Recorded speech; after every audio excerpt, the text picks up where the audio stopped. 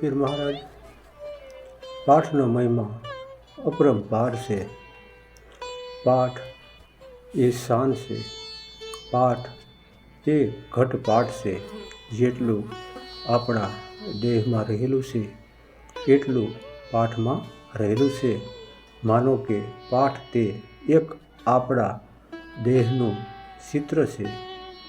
પાઠમાં એવા શબ્દો આપે સાંભળ્યા હશે કે પાંસા સાતા નવા અને બારા, તો 5 તત્વનો આ દેહ બન્યો છે। 7 ચક્ર જ્ઞાનની 7 ઉપમા અને 7 કે આ જે દેહ બન્યો છે તે સપ્ત ધાતુ અને નવા એટલે કે આ 9 દ્વારરૂપી આ દેહ। કબીર સાહેબ કહે છે કે સોહમ ફાટી 9 ખંડ ભયા, એટલે કે આ 9 દરવાજા।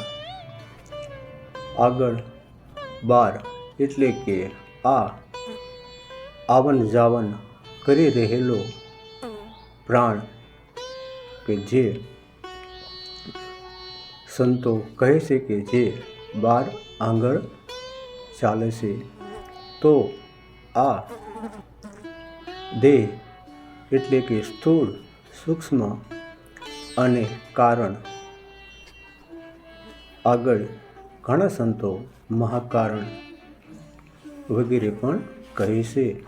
તો આ પાંસા સાતા નવા અને બારા એટલે કે આ સૂક્ષ્મ દેહની વાત છે એવું મારા અનુભવમાં આવ્યું છે।